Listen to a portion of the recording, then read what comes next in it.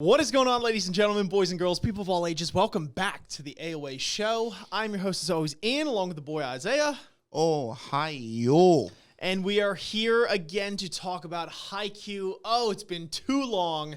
We're going to be reviewing Season 2 in its entirety because at the time of recording, we had just finished. This video will not be out until all of our reactions are out for Season 2, but at the time of recording now, it's going to be like pretty, far into the past. So we don't want to get any knowledge of Season 3. We don't want to get any knowledge of Season 4 and record those ahead of time. We want to just spill everything we got on Season 2 while it's fresh on our mind here before we jump into the third season. So that's what we're going to do here today. Hopefully you guys enjoy it. If you do, make sure you guys are smashing like, subscribing to the channel, and commenting your thoughts down below. What did you think of Season 2, our discussion, etc.? You guys know the drill. So Season 2, for me, kind of, I've repeated this ad nauseum in our live reactions, but this is very reminiscent to the Rocky movies 1 and 2 to me. For anyone who has seen it or not, Rocky essentially loses to Apollo Creed in the first movie at the end, even though he trains, he goes crazy, but he's the new guy on the block. Nobody expects him to win, kind of like Karasuno, right? They're the flightless crows. They've kind of fallen from grace, etc. They have these like garbage dump battles with Nikoma and stuff like that. Kind of a similar vibe. And then in the second movie, kind of reminiscent of the second season here, Rocky comes back to fight Apollo Creed one more time, and he winds up being the victor that time around, whereas we get that same similarity and parallel with Seijo and Karasuno. So it was really awesome to see that because that's a very just emotional type of story for the underdogs to come back and kind of grow through adversity and then beat the team or the people that had snuffed out their dreams and aspirations the first time around. But it's tough because Haikyuu has this way of making you feel for every team and every individual for the most part on each of those teams. So it isn't easy, right, to use the Rocky parallel again here. When he beats Apollo Creed, or in the second time, it's like, yeah, we did it. And we still feel that way when Karasuno eventually beats Seijo the second time around. But there are these bittersweet elements every single time that our team has to win or they have to lose, as we see earlier in the season with their practices and stuff like that. It's just like, this show, it's such a double-edged sword because there's just a way of making you feel so much for the other teams and individuals that you can, but it's hard for you to get like fully amped because there's always this bittersweet thing that comes along with it. But I feel like ultimately that is a huge strength of the show. But I mean, just as a general thought here, I loved the second season. I think it was better than the first one, which the first one was fantastic. The show's fantastic, but the second one was really good. We got incredible amounts of character development for a lot of characters in this, which was amazing. We finally had Suki pull through a bit. I mean, his personality hasn't really changed, but I didn't expect it to. But he does come around a little bit, all things considered. So that was really nice. And I'll be the first to admit it. And it's very minimal because if you watch our live reactions, you'll know that we bash Okaiwa. We don't, you know what it is? We don't bash Okaiwa. We don't look the other way when it comes to Okaiwa. Like, we're willing to call it out where we see it with that because Okaiwa is like hugely pumped up as a character. But I will admit, even in the last episode, Declaration of War, I did appreciate some of the stuff that Okaiwa was saying to the Terminator guy whose name I forget. He's on the Eagle team. Y'all know who I'm talking about. So, point being, a lot of people got huge amounts of character development, and especially on Karasuno as a team. And not only that, we got a lot of characters introduced in this one too, as compared to the first season. We finally got Old Man Ukai on some episodes, which was really awesome to see. We had the arrival of Lev. We have a lot of people's favorite boy. We had Bokudo, or Owl Man, as we called him. They're doing just gene splicing now with snakes and owls and stuff. But yeah, it was really cool to see those. We had the Mad Dog towards the end. We had a lot of new players join the scene. That one guy in the episode who was like 7 foot tall, like just like ridiculous. Like he was only there for like an episode, or like the frat team, the yellow jerseys. Those guys with the kid with the earrings. That was like kind of a pain in the ass. I remember they the were 7 funny. foot kid you're talking yeah, about. the huge kid. Like, point being, we had a lot of new introductions, and the one of the most important ones, if you scroll back up for me, if you don't mind, but the new manager whose name is Yachi. Yes. Apologies on names. I'm terrible with them. But Yachi was one of my favorite new introductions to this show, not only because she's a adorable character and just very lovable and nice and kind and funny at times, but we also, from that, get a lot out of Kyoko because of her. She kind of opens Kyoko up in a sense, and Kyoko starts having more dialogue, which in the first season she has virtually none. So we get to see a little bit more of Kyoko's character and realize how awesome she is, and I think that's, all because of her. And then obviously Yachi's mother, chef's kiss on that one was proving to us yet again that Haikyuu does not sleep on the people of culture when it comes to this anime. They do not. So I have to thank Yachi for all of that, really, because the introduction to that character was fantastic. We're like, Yachi, thank you for your mom existing. Thank you for your mom. No, on a real note, though, Yachi by herself was a fantastic character. Townsperson B was a great episode, and she had some great development there, and it was really awesome to see her kind of come out of her shell as well and then break Kyoko out of it. But I've ranted for a while here. I mean, I could go all day. Isaiah, what are some of your thoughts initially on the season 2? It's the greatest anime ever. It's a little tough to use that phrase only because we literally just saw the Demon Slayer movie last night. So in my head right now, I'm like, yo, Haikyuu is the best anime ever, but Demon Slayer is also the best thing ever. And so I don't know if I'm just the definition of the best thing ever is diminishing in my mind because like everything is just hitting this bar for me.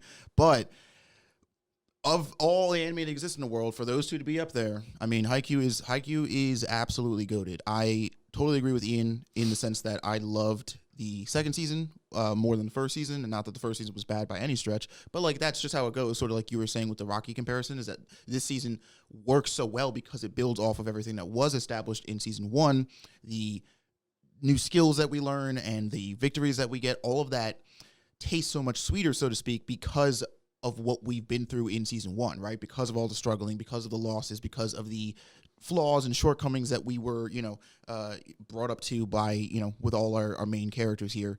And it's never, and this is something that I really love about the show in general, because it's something that I thought was going to be a problem, is that I'm never bored watching the show. I totally thought that like we'd get, I don't know, a handful of matches into the show and I'd be like, okay, can we just get to the end of the match already? Like, all right, but like, and even when we're watching matches that like in my head narratively, I'm like, okay, I kind of feel like Karasuno has to win this one, like are still a fucking ball to watch because they're still just it's so fun to see the way they win. So how they get to the finish line and like the different pivots and avenues and things that happen where it's like, oh, the whatever opponent team they're playing is like has read their moves. Now they have like there's a lot more strategy to volleyball than I ever like gave it credit for initially and even knew existed. I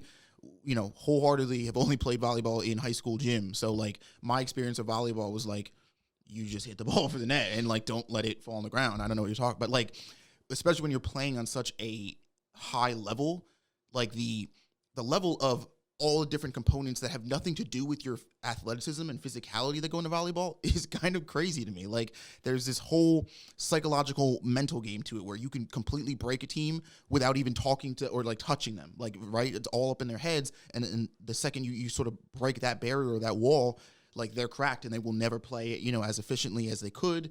And just all this stuff. It's crazy. And I wholeheartedly, applaud this show for presenting that and doing that, but not in like a, in a respectful way, in a honest way. That's the other, there's never been a moment in Haikyuu, except for anytime Okaiwa talks, that I'm like, this is ridiculous.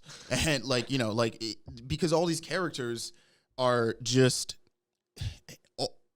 anytime somebody is doing something or going through something, it just feels real, right? There's tons of different moments where characters, like you said, get some great character development.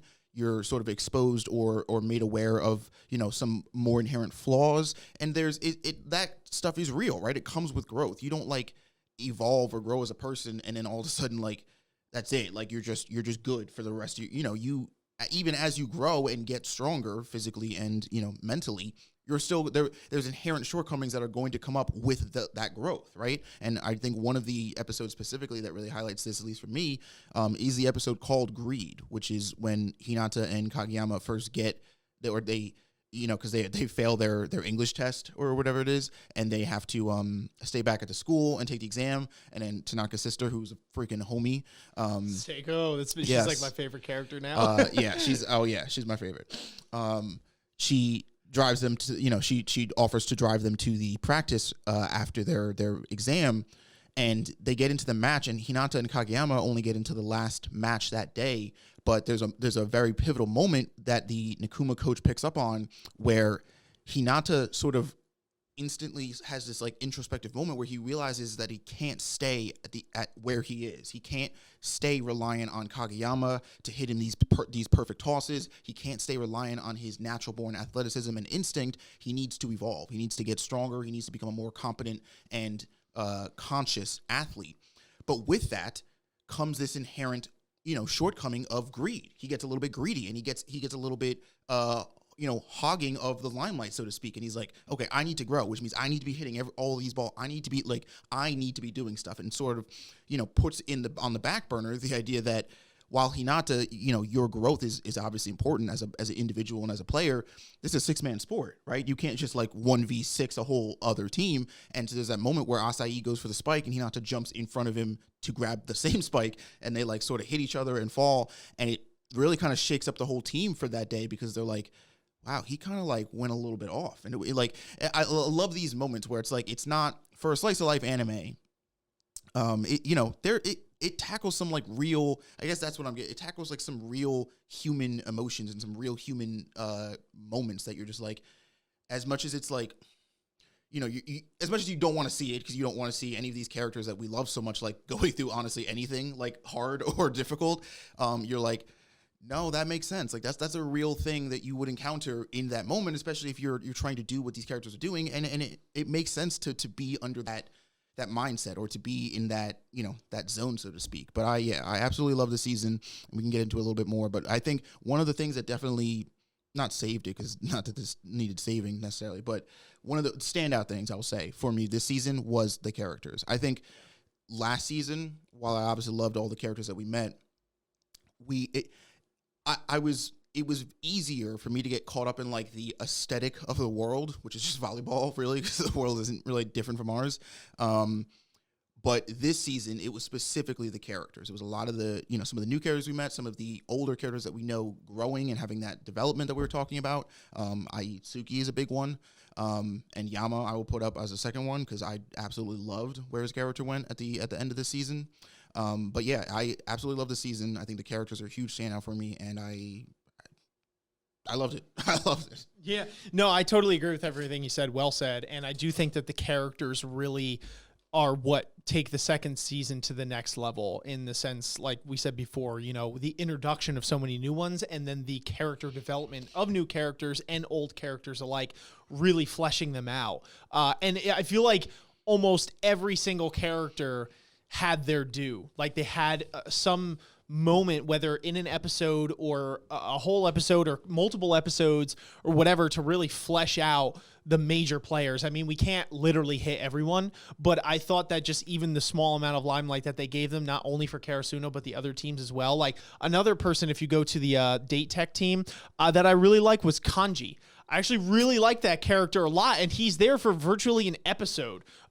That's it, right? And I just that to me is awesome as a standout, to just be oh, I really like that guy, and I only got less than 20 minutes of spotlight with him. And so I thought that was a really cool example. And, I mean, another one would be, oh God, I can't remember. Name evades me at the moment. I'll come back to it. But there's just a bunch of characters that really stand out, and from every other team, that just kind of make it that much more worth watching at that point. I also like the point you made before about the episode about greed specifically, and how the show, Bokudo, sorry, that's the other character, Owlman. I love that guy. But he's cool.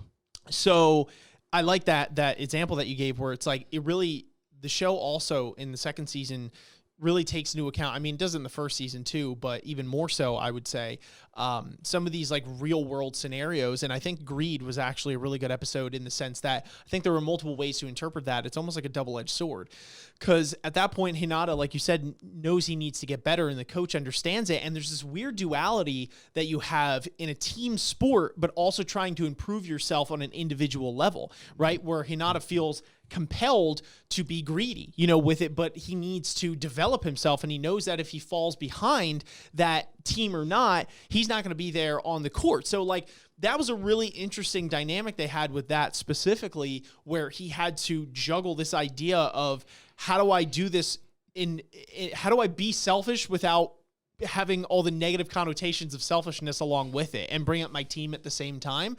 It's like this, it's interesting duality that they have there. I also really love the episodes.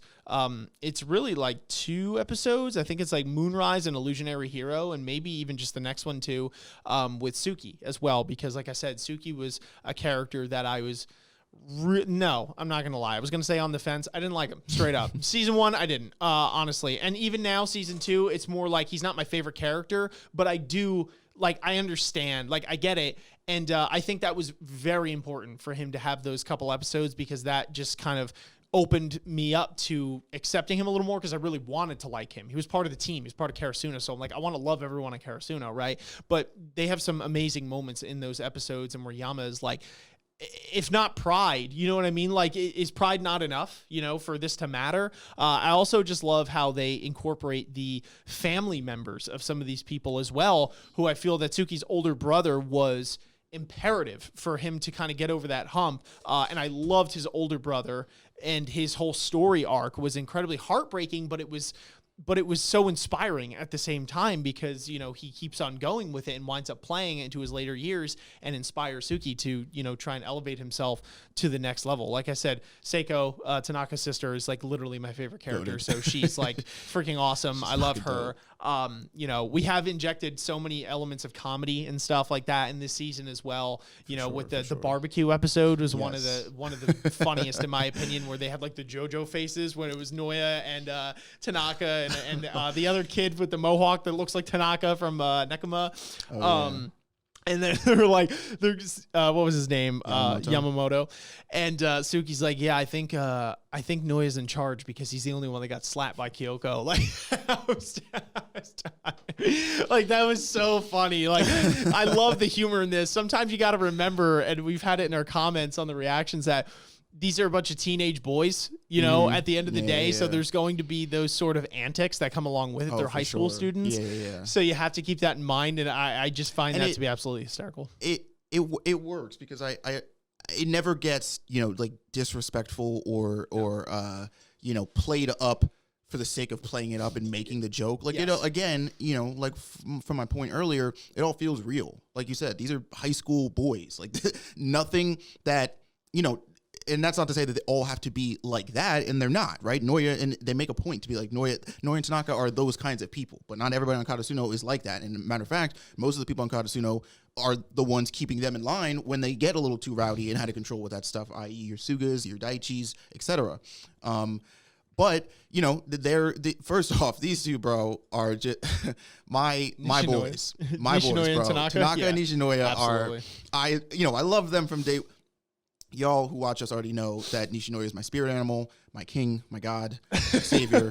I think he can literally do no wrong. I would help him hide a body if he killed a man. And Tanaka is right. Tanaka would probably be helping me help bury the body, because these two are the actual definition of kindred spirits, and they just link. They just sync up. That fucking like Naruto Sasuke levels of like reading each other's minds. They just know. They're just there. They're there for each other. They're always the first ones. I mean, obviously because they're part of the Kyoko Protection Squad, going to bat for Kyoko, but also the Karasuno team, right? Yeah. The second anybody from another team like gives anybody on this team lip, they're the first two to be like, "Oh, you want to fight? Is that what's happening right now?" Like, and and Suga again or somebody or Daichi mostly will like dial them back in. But it's like I appreciate that personality type. I do, because it actually speaks to somebody who is incredibly loyal, incredibly kind-hearted, and incredibly courageous, right? There's a little bit of, again, they are teenage boys at the end of the day, or high schoolers. There's a little bit of perhaps macho immaturity in there with it, but the kind of person that is willing to go to bat for you in terms of like fight somebody just because they insulted you is not someone to be looked over, right? I mean, that is such a nice, a great personality trait. And I think they both also more than make up for anything in their on the court, right? Tanaka, and I would actually say specifically this season, gets a lot of court time to shine, like a lot of moments that, we have in terms of our games and certain points that we score. Tanaka is a very steady and consistent contributor to that. I mean, obviously he's one of the spikers here on the team, but he, I think like Asai, who's the ace, and Hinata, who like, with his crazy quicks and stuff, sort of seem to innately take the limelight away sometimes of like, oh, these are the people who get us points. And then anybody else, it's just like, Kageyama might do a dump or something or whatever. But Tanaka was there. I mean, he scored a lot of points, and his presence was definitely felt throughout the season. Like I said, on the court as much as off the court. And Nishinoya, I say it all the time, but I absolutely admire him, and specifically like this position of libero and the amount of humbleness and the pride that he plays his position with, because it's not something like Tanaka's position. It's not something like Asai's or Hinata's. He's not up in the front scoring points. He's not out there, hogging the limelight or getting attention. His job is to literally stand in the back and keep the ball in play. But he does it as if it is literally like a life-threatening job, like as if it's the most important thing to do. And I appreciate, it's something his sentiment, which was echoed all the way back in season 1. I just like, gives me goosebumps every time I think about it. Because it's like, if you are helping your team win and you are doing 110% your job, like that's cool. Doesn't matter what the name of your position is. It doesn't matter how many points you're scoring. You're helping your team, and like that's what matters. That's what makes you good. And it's like, oh, dude, I love that shit. I love it so much. No, absolutely. I also appreciate, going to bat for Daichi here. I really liked some of the character development we had. Maybe not development. Well, yeah, development, but just like, some of the spotlight being put on him just in general, and showing the importance of what a captain is, right? And a leader. I thought was really cool, and someone that I kind of relate to Nishinoya in the sense that Daichi isn't really up there scoring a lot of points either. He's kind of like, he's really in the back with Noya a lot of the times, but once in a while he'll have his moments where he scores if he has to. But it's really cool to see him keep it together in the moments where they're trying to be goaded into something, right? Where they had the team that was just like crazy. They were having fun. The frat boys, we call them.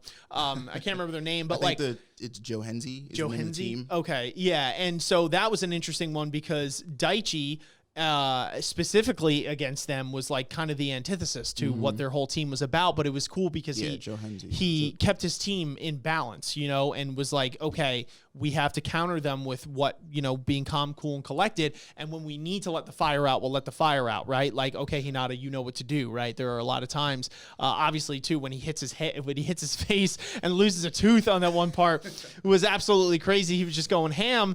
But then, I can't remember his name. If you scroll back up, the guy who just decided to become a character out of nowhere in Karasuno, the second captain. My boy. What's his name? Chikara? Chikara, dude, like out of nowhere. Like, I'm not gonna lie to y'all. I thought that like Chikara, Hisashi, it looks and Kazuhito, Narita. All three of these. Those three guys, like, I was like, I'm sorry, you just kind of have been relegated to the bench guys. Like to bench guys, right? Like you're gonna be there. And seeing Chikara just come out of left field, literally, and take the role of captain when Daichi had to go to the medic, was an incredible couple of episodes. Like, that was awesome for him to pull out those stops there. And we saw his backstory. And I know we talked about this during our live reactions because we have a little bit of banter after each one.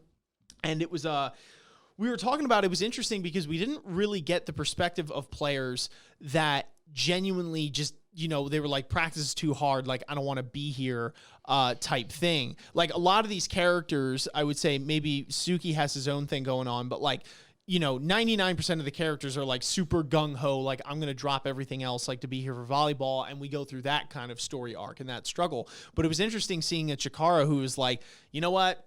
I'm going to take the easy road, like, I'm kind of not about these practices. They're really tough. And, I'm going to go home and do whatever I got to do. And then, comes back to the game, like the prodigal son. Like, that was really cool to see. And then, becomes captain material, all things considered, was really cool. I mean, I loved that. And I loved how, once again, Haikyu can just take a person that you literally thought was not going to be relevant at all, and make them incredibly relevant and likable in the course of like an episode, right? Like it was incredible. I was like, that was just a standout moment for me, for sure. What episode was that? Where that happened? I don't know. It was like episode 18. I don't know. It was something like, around here. But I think it was 17, the battle without willpower, or something like that. I'm just remembering because I'm thinking of our reactions where they're at right now. Yeah, I can't wait for that one to go out because that was his character on that episode or those 2 episodes were amazing, just in the sense of what you said, where it's like these 3, bro. I genuinely thought they were going to be. It's like, oh, we need to fill the team out, right? Sure. The team needs, 12 players. So like we, and we only have 8 or what is that, 9? So we, let's just put these 3 on. They're the guys. They've been here all the time. But in season 1, to be fair, with Hashi and Natara, they make a point to have a scene with them where they're talking. I believe it's with Hinata and Kageyama, where they're like, hey, we just wanted to thank you guys for like the level of passion and effort you're putting into this sport and specifically this team, because it made us decide to come back. Because they were part of the group that, like you said, that quit initially because they were like, all right, this is, I'm not about this. It's a little too tough. I'm kind of just going to turn the AC on, eat my yogurt and fall asleep. But so but in my mind, I was like, okay, but they don't seem to like interact with the core group as much as like obviously the core group does with each other. But what's cool about that flashback with Chikara is it highlights this idea that, again, just because we don't see them all talking doesn't mean they don't all talk, right? A lot of those flashbacks were Chikara talking with, some of the guys here, Tanaka or Nishinoya or Suga or whoever, like after the practices or whatever. Yeah. And it, again, establishes this idea that makes you feel like, oh no, they do all know each other. Because that was the thing in my head at first. I'm like, wait, how is it that this whole team trust him to be the next, the next captain or the next runner-up captain here? Because I've never even seen them talk to this guy like extensively. But then, those flashbacks show it, and it's like, no, okay, there is a foundation here. There is a legitimate understanding as to why these people trust him so much. And to be fair, also the evidence that they end up showing throughout that episode of him, when he has his sort of moments of wrangling the team, were there, and they were showcased in the show. And so, I do love that it just takes that again because of the mass amount of focus that's on our main 9 here. They pull into this moment, and at first you're like, what, really? But then like they go through, and you're like, oh no, okay, shit, yeah. And then, well, Chikara's another favorite character. It's like I absolutely admire how, again, how much they've done with the characters, and specifically Katasuno's team, because the other person I want to talk about is my boy Yamaguchi. Yeah. Bro, okay, putting on the Gucci shades, because this man absolutely slapped this season. He was one of the ones that I, in my head, watching season 1, I was like, okay, he's going to be a slow burner for sure. Like, he's going to be one who, slow and steady. We're going to see his like will start to shape and harden a little bit. And, we're going to see him want to participate more and maybe, try and trip and fall, but get back up. And eventually he's going to get up. And when he gets back up and stays up, he's gonna be one of the best like ever. And I love also this interesting duality, because again, it's something we touched on in our little like mini reviews of each episode in our reactions. Yama as a pinch server is kind of in a very unfortunate position that doesn't group well with the kind of personality he has, which is like a very anxious, sort of self-worrying, like whatever you want to call it, type of person. Is that his job as the pinch server is to literally come in when the team is in a pinch and in a dire situation and change the momentum of the match, which is a lot of pressure for somebody who is naturally very anxiety ridden. And it also means he doesn't get a lot of time to practice with the team on the court in scenarios that are not the game in X, Y, or Z tournament, which also ramps up the anxiety. And we talked about it. It sucks that he doesn't, because I do feel like a lot of his anxieties, not all of them obviously, but a lot of them could have been quelled just from getting sheer experience, right? Just being on the court long enough and, running back and hitting that ball enough times to get comfortable being in front of people or the team or in that setting. And sure, practice with your team and doing your pinch serves in a straight out tournament and stuff is a completely different atmosphere. But I love the way they handle it because they don't tiptoe around it. They don't just like push this up or away because it needs to be, because it's like, oh, we're at the end of the season. Like, let's get, it's like, you see again, same thing, sort of what I was saying with Chikara. You see all the evidence of like where Yama is, why he thinks what he thinks, and how he got to where he is now. And this game that we, the last game here that we get to with Seijo again, it was so refreshing, and it was so nice to think that like Yama actually ended up being one of the main counters to Seijo. You again, not to some of these characters obviously on Karasuno sort of innately take the limelight. Your Hinatas, your Kageyamas, even your the other 7 that I mentioned before. But like Suki and Yama aren't making every single play that they possibly, that can be made. And they're not getting to sort of like, I guess, in terms of numbers, like screen time that some of these other players get. But they're here. They're on the team. They're part of the squad. And when they contribute, they are giving it, especially, again, in this season and towards the end of it, 110%. I loved all the moments where, like, Seijo would go to, like, shoot a point, and you'd, like, forget that Suki's up in the front. And this giraffe dude would just jump up and block it and be like, like, it's so cool. And, like, the interactions he ends up having with Yama in that match, right, where Yama is sort of, like, going through the woes here and really trying to get a nail on his confidence, and he gets that moment from Suki, which, in typical Suki fashion is very bare bones, in my opinion, minimum. Yama has Stockholm Syndrome a little bit. A little bit.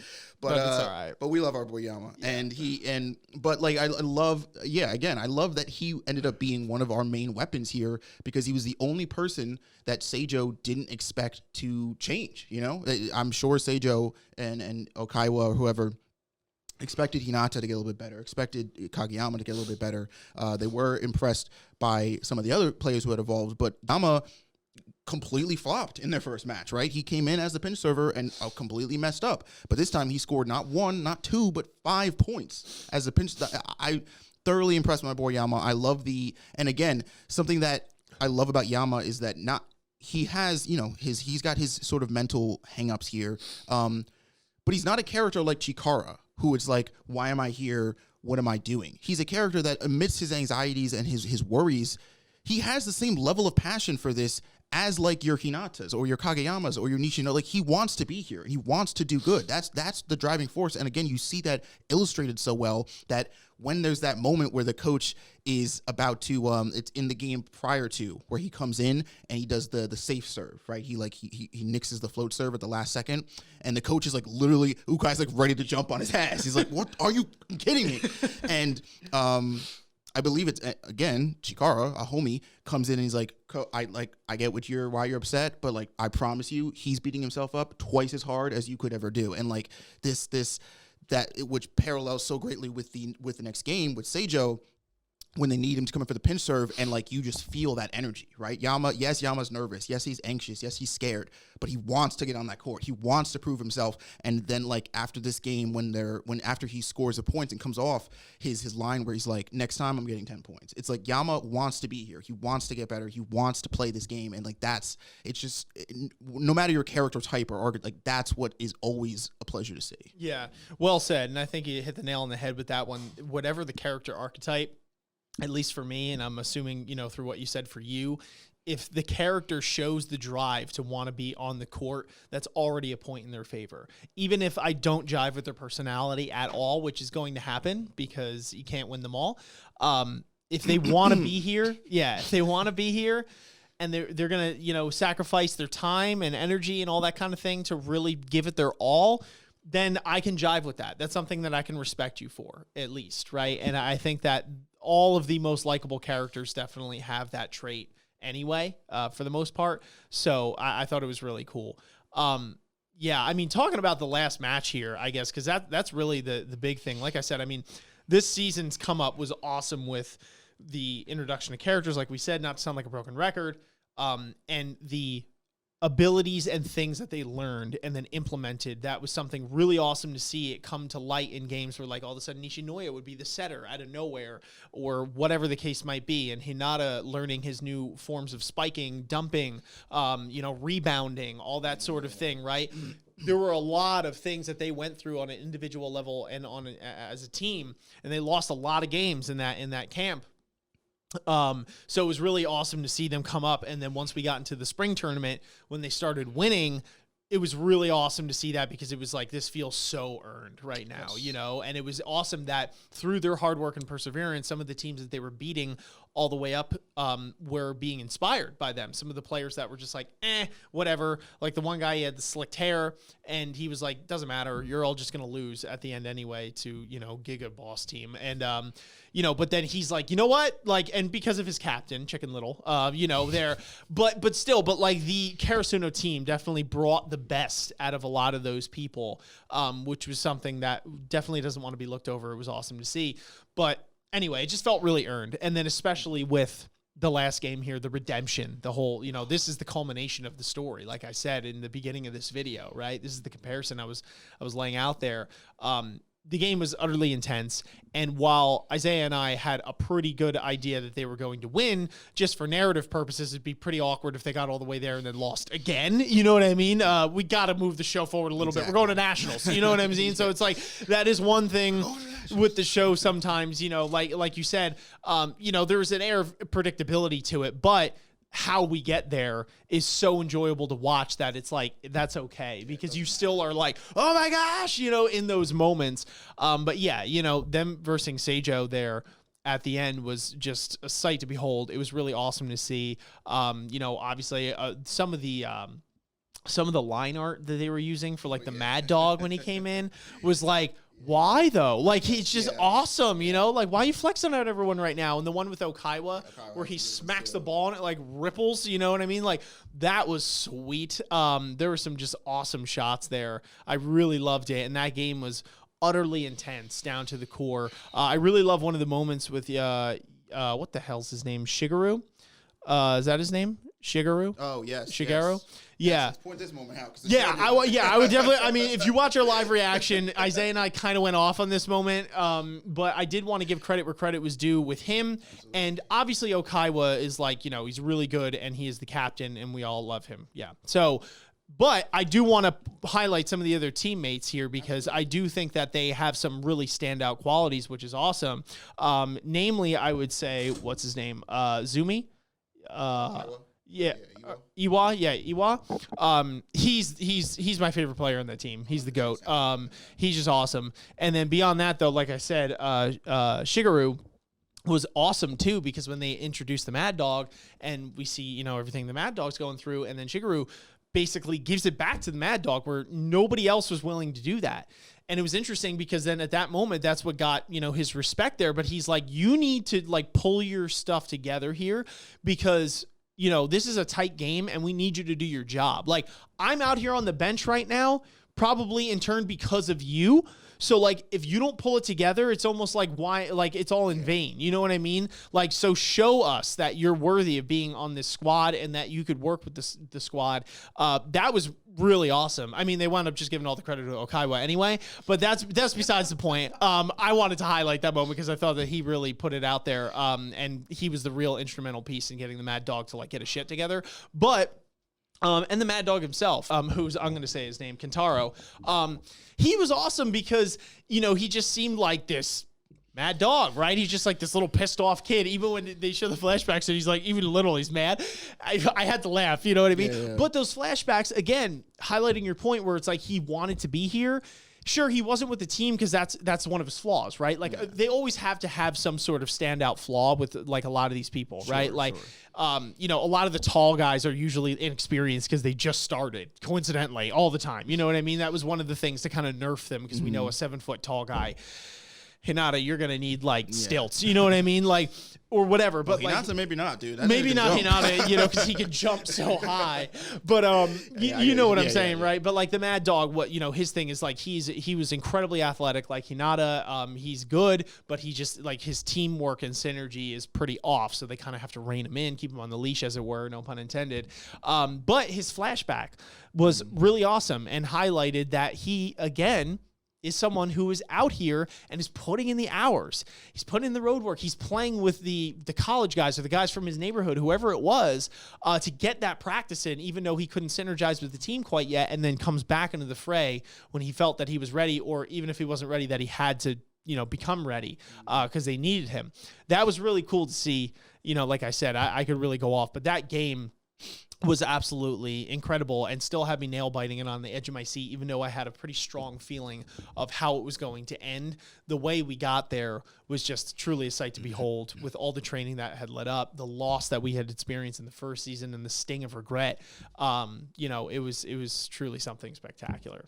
But yeah, I think the other thing, because we were saying it when we were watching one of the episodes, was once we got to like the second set, you were like, oh, okay, they got to lose this, right? And I'm like, like, I don't know. I could, like, there did get to a point where, again, not to beat that dead horse, but it's like we knew ultimately that Karasuno had to win this match. But it's like, when, how, why? Like, I don't really know. I couldn't tell you, and I couldn't have told you in that moment, because the way that this plays with the atmosphere and the how tense these moments get in these matches, every point, every turn, every set just sort of builds on itself into where, especially these teams, because they have this intense rivalry, like, don't give each other a second, bro. Like, every time somebody is scoring a point, somebody else is taking another point back. Like, they are neck and neck and just clawing at each other, going up this, this totem pole here that is the match. And I also just want to highlight Shigeru. I think his moment with the Mad Dog was absolutely amazing and very telling and touching for that character specifically, but also that team and how well their synergy works. And I want to give him that moment because the show didn't. And Iwa, because Iwa is definitely my favorite character on Seijo's team, just out of all of them, because I love that man's passion, and I love his respectability and his accountability, right? He's the ace, and he holds that position with the amount of pride and respect that you would expect or want in Ace 2, but he doesn't let himself or any of his teammates, any of them, including Hokaiwa, let any of their positions or standings get to their head, right? He's the first guy to drag somebody right back down the second they start floating up and be like, stay down here. This is Earth. This is the court. Don't get carried away. Which is just, I respect the fuck out of it. It's awesome.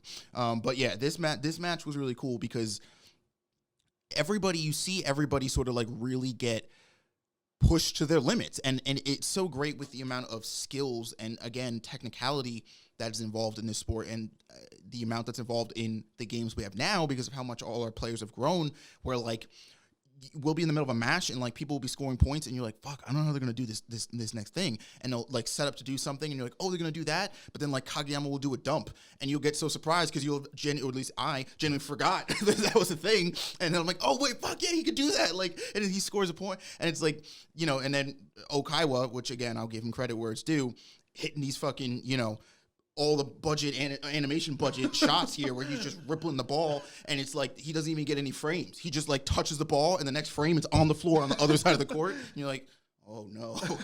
And it's like, yeah, it was this match, and all the matches with Seijo have been an absolute pleasure to watch because they've been so nail biting, so thrilling, so just intense. I mean, I remember the reaction. I was literally out of my seat. I don't get like that in reactions, and this show has completely reworked how I watch anime. It's just so much. It's so much, and it's so much of everything. So much of like love, intensity, passion, responsibility, and all of these things, all of these great human qualities that this show does ultimately teach you about. And then that's the thing, right? These players, like I said at the beginning, the whole point here is to evolve. It's to grow. It's to become a better player individually, but also a better team player.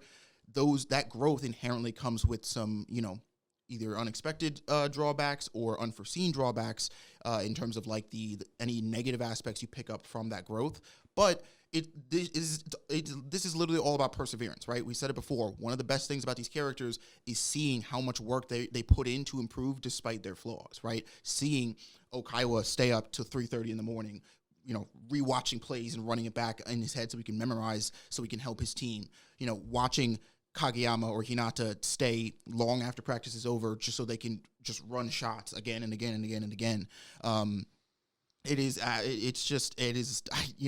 running out of I don't have any synonyms. Like, it's inspiring. It's just straight up inspiring to watch these kids grow and learn to become a much more connected, single unit. Yeah, I think one of the big standout qualities that the show has in how it invokes this emotion out of you is the aspect of relatability that comes with it, right? Because you can say that for your standard shonens or whatever, there is a relatability aspect in that some of the philosophies that they're teaching and the moral values and things like that can be applicable to just normal life, right? So you don't have to make a Rasengan to know that you shouldn't hurt people that are weaker than you just for the sake of doing it, right? That's wrong. Rasengan or not. But there is a certain inherent quality that this show possesses that I feel strikes at some points even a deeper core, in the sense that we, most of us have been to high school, or maybe you're in high school right now and you're watching this, and maybe some of you have played sports, maybe some of you haven't. Isaiah and I have talked at length in our reactions about some of our prior experiences and how this show has kind of put you in a new frame of reference. It almost makes you, I don't want to say regret, but rethink some of the things that you did and wish that it's like, you can inspire others and tell them to be like, dude, or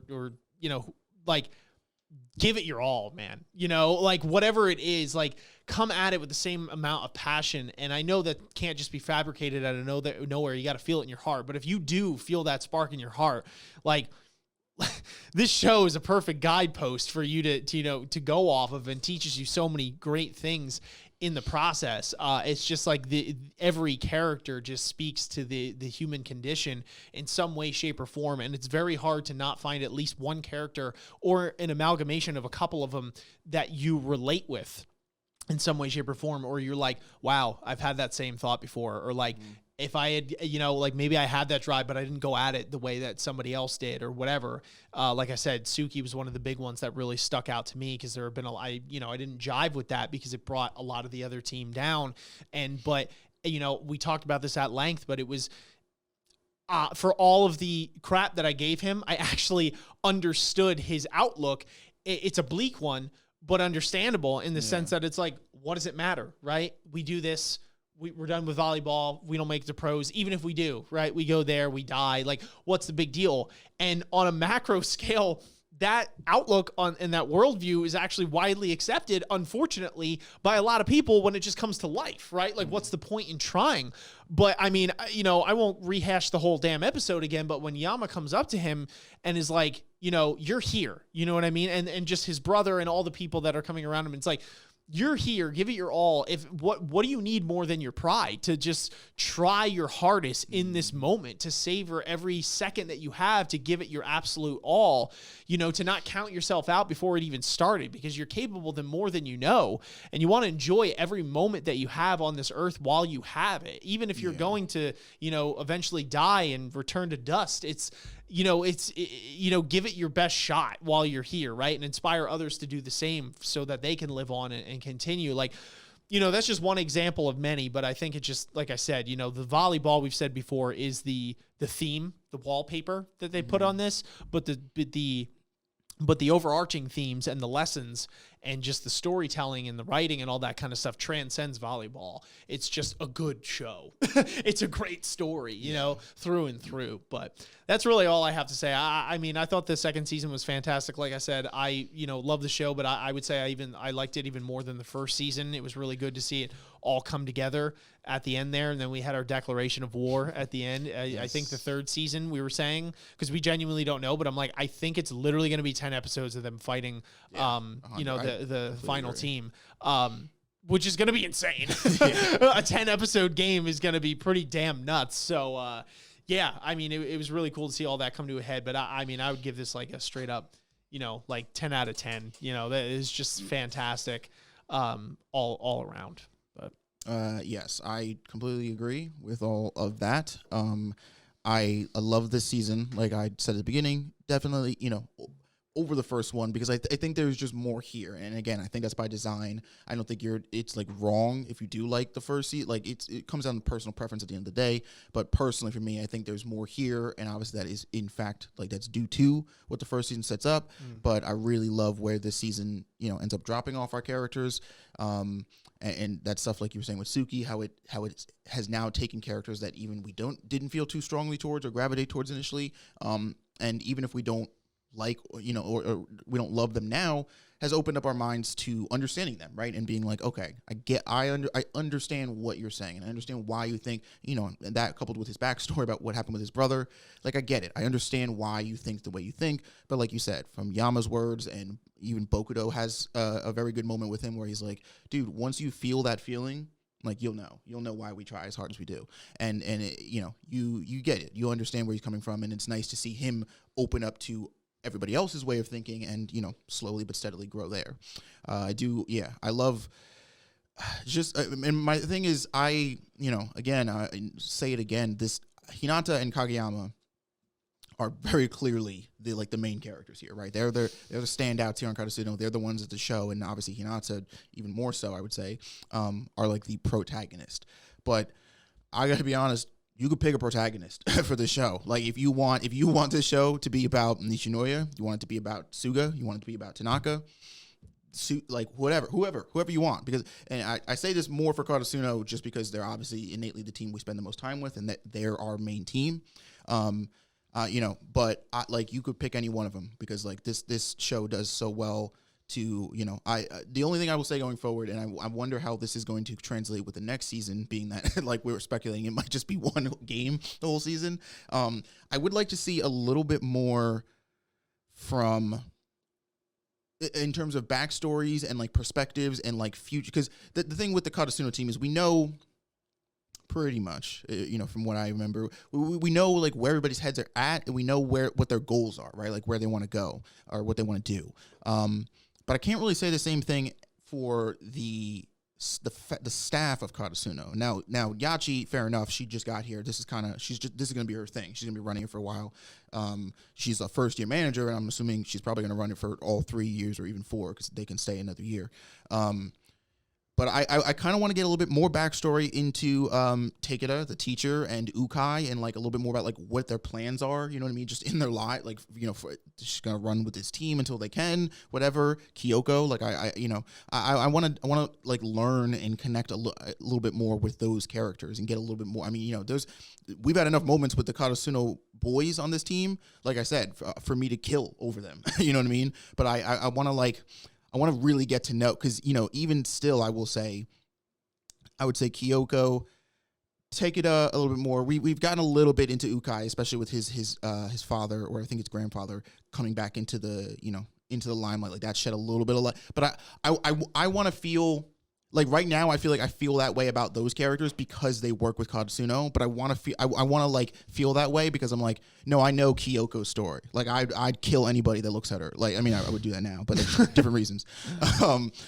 That's my only thing, and that's not a negative because again, we had even if they don't really touch on it in the next season, we have a whole other season that I know is much longer. It's a more traditional set of episodes, so I'm sure we'll get into that. Yeah. Altogether, man, it was fantastic, and I'm super excited to continue with it. And I'm very thankful that we picked up this show, and for y'all who watch our videos, the fantastic fandom that watches it along with us. If you want to join the fun, join the party, hit us up on AoA Reacts. The link is in the description down below. Judging by the name, it is our reaction channel, if you did not know, where we have all of our Haikyuu reactions so far, and we'll continue to post them until we are done or caught up with the show, that is. So you definitely don't want to miss that. It's been a lot of fun throughout. Definitely stay tuned here as well, because we do plan on doing a tier list for Season 2, now that we have Season 1 and 2, kind of make that a trend. going forward. So definitely check that out. I mean, when this video drops, I don't know where and when that video is going to drop. So it may have already dropped when I said this. I don't know. It's in the future. That's a problem for future Ian and Isaiah, and not one for present Ian and Isaiah. But definitely check it out on the channel here and stay tuned for that kind of stuff as well. Refer to our description down below, like I said, where we have other links that support the show, namely our Patreon. If you want to get exclusive benefits to the show while supporting us, it's really a win-win, but especially for the Haikyuu fandom, because we do have access to early live reactions for Haikyuu. You get 1 week early access to those Haikyuu live reactions. You got to hit us up on Patreon, though, to take advantage of that, so definitely check that out. And join our Discord as well. We've been having some pretty awesome Haikyuu conversations, and just, you know, we cover anime in general. It's not just Haikyuu, so I'm sure there's other anime you like. You know, so if you hop in there, talk with the brilliant community that we've cultivated so far, it's really a fun time. You can listen to this on an audio-only platform as well if you need to be on the go. I know it was a little bit of a longer discussion. We gushed a little bit, but hopefully you guys enjoyed it. If you're on the go, you're doing chores around the house, you're driving in your car, or whatever the case might be, we have Spotify, we're on iTunes, Google Play, etc., Anchor. That link is in the description down below as well. And you can follow us on socials if you want to keep up to date with the show, with what we're doing individually, etc. And hit us up on Twitch, where we will live stream majority of the time, sometimes exclusively. We will live stream to Twitch and do other live reactions and things of the like, video games, you know, collaborations, tier lists, whatever it might be. You definitely don't want to miss it. So anyway, that's all we got for you guys today. Thank you so much for watching, though. But until next time, play on. Peace out. Apostles of anime, apostles of anime. Press play, don't disobey. Then you get judged by